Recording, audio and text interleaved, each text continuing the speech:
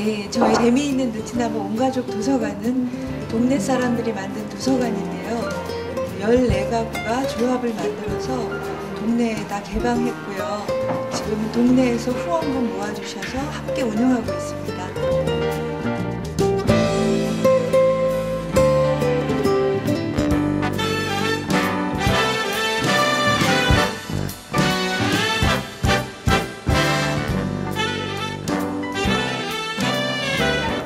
오늘 사진화 시가 되어라는요, 사진 강의를 듣고 자기 자신이나 혹은 이웃, 가족을 관찰한 다음에 마음에 드는 걸 사진 찍고요. 그 다음에 시 강좌를 통해서 글쓰기를 배운 후에 저희가 글 쓰는 수업을 진행했거든요. 그런 다음에 이제 매년 다이어리를 부가트로 만들어서 자기 자신도 돌아보고 또 내년도 한번 설계하고 글쓰기를 위해서 성공하는 과정을 짧게 진행합니다.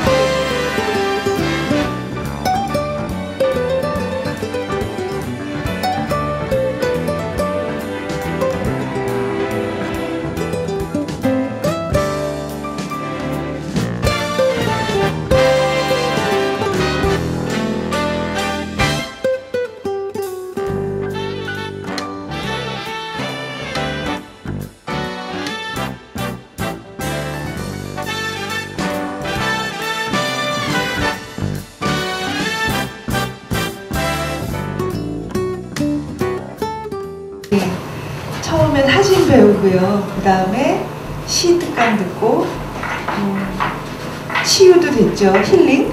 네. 그리고 이제 저희 스스로 글을 써서 스스로를 치유해 봤는데요. 이렇게 다이어리도 만들고 오늘은 편하게 이렇게 저 카메라가 있고 손님들이 계시긴 하지만 그냥 저희들끼리 한번 격식을 차린 잔치라고 여기시면 될 것 같고요. 오늘이 이제 전시회 겸 낭송회예요, 이름이. 그래서 시를 직접 쓰시고 내가 평소에 읽는 시를 함께 나누어 읽으실 분도 계신데요. 정말 새로웠던 건 그 이문재 시인 오셔가지고 특강 해주실 때 그 순간에 우리 모두 감동하고 있을 때 한 분은 그 자리에서 시를 쓰셨어요. 그 시인한테 정말 감동받아서 오늘 굉장히 재미있는 시가 있을 것 같고요. 그 맨 처음에 우리 테이프 커팅을 해주실 분은 어느 분이 먼저 읽어주실래요? 반갑습니다. 저 염치불구하고 사실은 이 좋은 기회에 정말 사진도 너무 좋았고 다이어리도 너무 예뻤고 그 다음에 임재 시인의 시도 참 좋았는데 정작 제가 시를 쓸 시간이 없었어요. 그래서 제 그 시는 만들어내지 못하고 대신에 최근에 제가 이제 도시농부로 이제 1년 넘게 살면서 얼마 전 오신 그 이문재 시인의 시를 제가 읽고 헉한 생각이 들어서 그거를 좀 여러분하고 공유하려고 합니다. 그래서 제목이 도시귀농 프로젝트예요. 그래서 이문재 시인도 항상 이렇게 뭔가 귀농 내지는 시골로 갈 걸 꿈꿨었는데 어느 날 문득 이 도시를 돌아보게 되었대요. 근데 저도 항상 이렇게 좀 땅으로 돌아가고 싶은 마음이 있었는데 최근에 임재 시인처럼 이 도시를 좀 새롭게 보고 싶다는 생각이 들었고 동굴이 어떤 그런 꿈을 꿀 수 있는 가능성을 열어준 것 같아서 너무너무 감사해요. 네. 조금 긴데 중략할까요? 네. 도시균형 프로젝트 미래에서 붙인 편지 이문재. 나는 도시를 떠나지 않았습니다. 그때 거기서 땅을 놓친 것으로 충분했습니다. 나는 도시를 버리지 않았습니다. 한때 누구 못지않게 땅에 뿌리박은 삶을 꿈꾸었습니다. 이곳의 도로와 빌딩은 악이고 그곳의 산과 들이 선이라고 믿었습니다. 도시에서 오직 미래를 살았던 것입니다. 오늘의 나와 너는 옳지 않고 내일의 우리와 그들이 바람직하고 아름답다고 말해왔습니다. 하마터면 그때 도시를 떠날 뻔했습니다. 그 사이 앞과 뒤가 바뀌었습니다. 좋았던 것이 나쁜 것이 되고 말았습니다. 나는 미래에서 돌아왔습니다. 과거에서 서둘러 달려왔습니다. 도시가 더 화급했습니다. 도시 안에서 도시와 더불어 꿈꾸기 시작했습니다. 도시가 미래였습니다. 도시 간척. 우리는 도시를 개간하기 시작했습니다. 아스팔트와 시멘트를 걷어냈습니다. 간선도로 위에 고가도로를 올려 그 상판을 농장으로 만들었습니다. 빌딩과 아파트, 학교 옥상 위에도 흙을 올렸습니다. 그 사이 많이들 싸웠습니다. 대통령이 몇 번 물러났습니다. 초국적 기업의 사주를 받은 용병들이 트랙터를 몰고 와 도시를 뒤엎기 시작했습니다. 그의 봄, 대통령궁 안에서 모내기 하던 장면이 눈에 선합니다. 시청 앞에서 토마토를 땄습니다. 겨울에는 고가도로 농장에 비닐하우스를 설치했습니다. 도시가 푸르러졌고 사람들이 자기가 키운 먹거리를 나누었습니다. 서로 이름을 부르기 시작했습니다. 여기저기 공동체가 생겨났습니다. 우리의 도시균형을 배우러 오는 외국인들이 많았습니다. 자동차를 버린 중국 대학생, 댐을 폭파한 인도 정치인, 핵발전소를 폐쇄한 러시아 과학자, 국가의 복지정책을 거부한 스칸디나비아 교사도 찾아왔습니다. 나는 얼마 전 도시를 떠나왔습니다. 도시 곳곳에 마을이 생겨났고 그 사이 시골은 또 시골다워졌기 때문입니다. 오늘은 이만 접어야겠습니다. 이웃 중간진 할머니 댁에서 손주 돌잔치를 벌인다는 정갈입니다. 소식도 전하겠습니다. 가까운 미래에서 붙입니다. 자작시 한번 들어볼게요. 자작시인데요. 이제 사진을 보고 저희가 뚫어져라 사진만 들여다보고 시를 썼어요. 자, 어떤 사진이냐면 네, 알록달록 네. 자, 시장 좌판에 깔린 매니큐어를 보고 매니큐어 찍은 사진을 보고 젊은 우리 중에 제일 젊은 엄마가 네, 우리를 아주 부러워하게 했던 엄마가 멋진 시를 써주셨거든요. 부탁드려요. 저도 이 수업을 통해서 처음 시라는 걸 써보게 됐거든요. 그래서 그냥 읽기만 하잖아요. 학교 때 배우고 그냥 그러다가 해가지고 너무 직접적으로 드러나게 쓴 게 아닌가. 네, 그냥 들어봐 주세요. 제목 선물 강희경. 다 같이 모여 앉아 수다 떨며 차 한 잔. 유독 하얗게 곱게 뻗은 손에 든 커피잔. 불쑥 손 내밀어 잡아보고 싶은 손. 내 손을 내려다보니 오늘 아침 종이에 밴 상처가 쓰라린다. 슬며시 탁자 아래 내려놓고 말했다. 내 손이 뭐가 어때서? 오늘따라 거칠어지고 울퉁불퉁해져 속상하고 손에 미안해. 샵에 가서 매니큐어를 골라본다. 우아하게, 화려하게, 때론 청순하게. 열심히 살아온 내 손에도 선물 하나 해줘야지. 감사합니다. 가장 대표적인 시를 들려드릴게요. 읽으면 물속에는 물만 있는 것이 아니다. 하늘에는 그 하늘만 있는 것이 아니다. 그리고 내 안에는 나만이 있는 것이 아니다. 내 안에 있는 이여, 내 안에서 나를 흔드는 이여 물처럼 하늘처럼 내 깊은 곳 흘러서 은밀한 내 꿈과 만나는 이여 그대가 곁에 있어도 나는 그대가 그리다. 참 이때 되게 감성적으로 살았던 것 같아요. 그래서 조금 다시 저의 좀 옛날의 감성을 살려서 앞으로 좀 이번 기회를 통해서 좀 그렇게 살고 싶다는 바람으로 마치겠습니다. 감사합니다. 네, 이문재 시인의 강의를 들으면서 그 시인에 대해서 글을 쓰신 우리 무지개의 시를 한번 들어보겠습니다. 안녕하세요. 느티나무 도서관 무지개입니다. 제가 참 아이들이랑 글쓰기 수업을 하면서도 시 수업은 잘 안 하거든요. 제가 싫어해서 읽는 건 좋아하는데 시를 쓴다는 건 참 뭔가 마음의 부담이 많이 돼서 쓰는 거는 진짜 안 해본 것 같은데 저야말로 한 20여 년 만에 옛날에 그 문학회 할 때 숙제로 써내던 시 말고는 처음 쓴 것 같은데 그날 이문재 선생님의 강의가 그 한 일주일 정도 참 폐허 같은 제 마음에 참 너무 힐링이 돼가지고 처음 그분을 봤을 때 저는 참 그렇게 생긴 사람 별로 안 좋아하거든요. 제목은 시인입니다. 시인. 시인은 참 시인처럼 생겼다. 그것이 신기하다.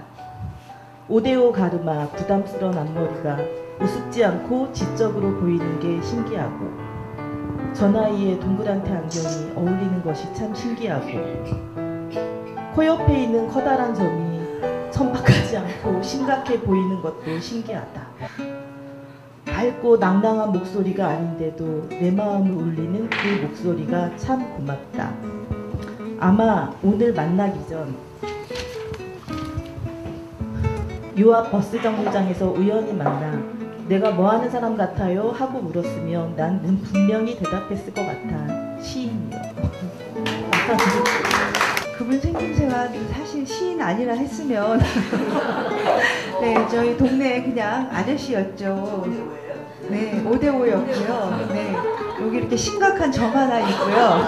네, 네, 젊었을 땐 더 둥그런 이렇게 뿔대 안경 쓰셨더라고요. 근데 중요한 건 그분 덕분에 저희가 한 일주일은 정말 흐뭇했죠. 네, 따뜻했고 이제 이렇게 약발이 떨어질 쯤 되면 또 한 번 모셔와야 될 것 같아요.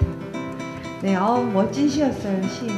이 시를 그분께 들려드리기 위해서라도 그분을 초대해야 될 것 같아요. 네. 배고픈 날 아무도 나를 찾지 않았다. 하루 종일 전화벨은 울리지 않았다. 우편함은 비어 있었다. 모두들 나를 잊은 것일까? 그들이 잊기 전에 내가 먼저 그들을 잊었다. 한 번의 편지, 악수는 내 이기심으로 몸을 사렸다. 떨어져서 팔딱이는 어린 새를 둥지에 올려주지 않았다. 내 아픔의 크기와 깊이만을 잴 뿐이었다. 밥을 비빈다. 외롭지 않으려고 밥을 많이 먹는다. 이런 시였어요. 그러니까 이분이 조금 행동을 많이 오래 못하니까 밥을 드시면 이렇게 좀 상체가 좀 저처럼 뚱뚱하셨는데 맘마가 주는 의미는 좀 외로울 때 밥을 많이 드셨대요. 그래서 정말 저도 외롭지 않으려고 맘마 밥. 그래서 행신동에 와가지고 많이 밥을 퍼주고 있습니다. 맘마도 많이 찾고요. 네, 제가 준비한 시는 박명근 시인의 배고픈 날이었습니다. 이 사진을 뚫어지게 바라보시고요. 그 다음에 이 시가 탄생했습니다. 제목은 아가야 사랑해 이민남. 아가야 엄마는 너를 사랑한단다.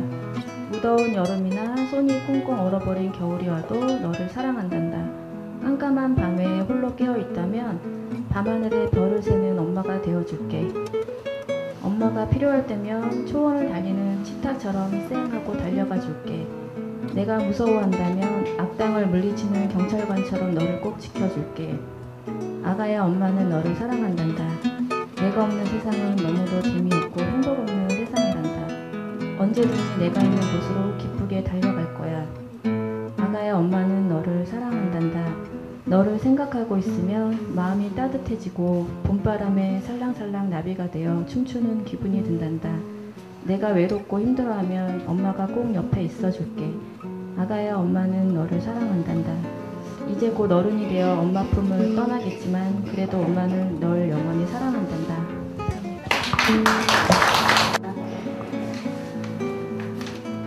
지금으로 얘기하면 너무 오랫동안 아주 감정이 메말라 있었어요. 근데 진짜 이문재 선생님 강의 듣고 조금은 좀 싹이 다시 트는 것 같아가지고 너무 감사했고요. 그래서 그냥 저는 시는 쓸 줄 모르고요. 제가 옛날에 좋아했던 윤동주 시인의 서시를 읽어드릴게요. 근데 이제 이 서시를 또 다시 생각나게 한 거는 한 2, 3주 전에 윤영주 씨 콘서트를 갔었어요.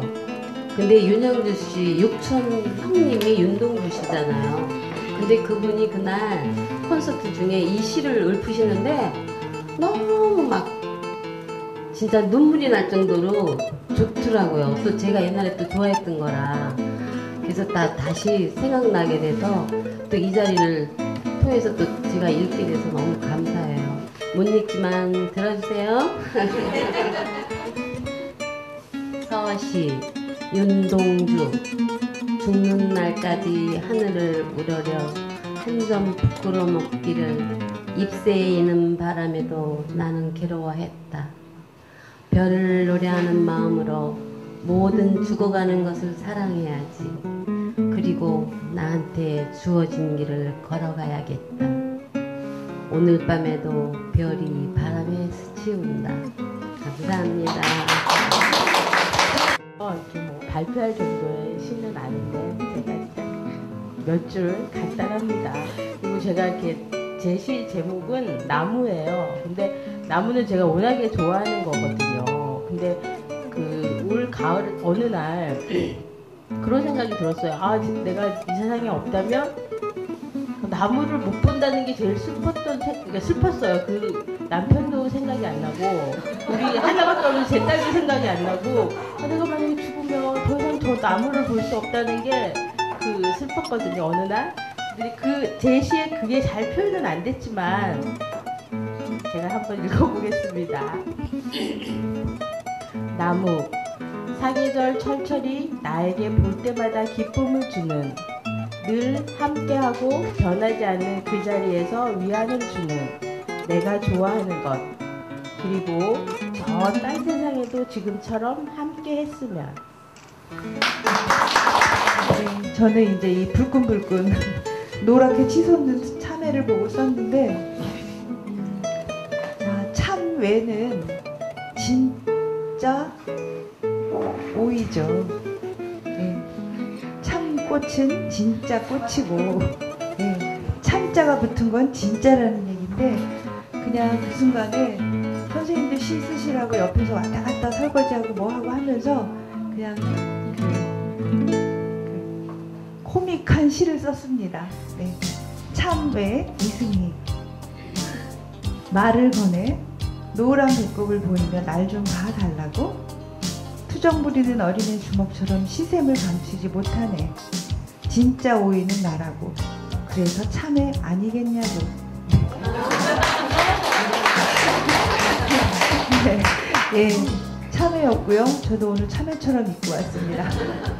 네, 자, 이것으로 이제 오늘 낭송회 겸 전시회를 마치고요. 이 자리, 이 동네는 모두가 주인이고요. 오늘 오신 분들 첫날 이문재 선생님이 그런 얘기 하셨죠. 선생님 와주십사 부탁드릴 때 내가 가서 무슨 얘기를 해야 하오, 주제가 뭔지 말해달라 하셔가지고 우리도 시인이라고 보내드렸는데 오시자마자 바로 그 얘기 하셨죠. 이 주제가 잘못됐다. 우리도 시인이 아니라 우리가 시인이다. 오늘 겪으셨을 거예요. 우리가 시인인 거. 그리고 이 동굴에 들어오면 누구도 피해갈 수 없죠. 마이크를 잡고 노래를 하시던 시가 노래니까요. 또 이런 잔치를 한 번 더 만들었으면 좋겠습니다. 감사합니다.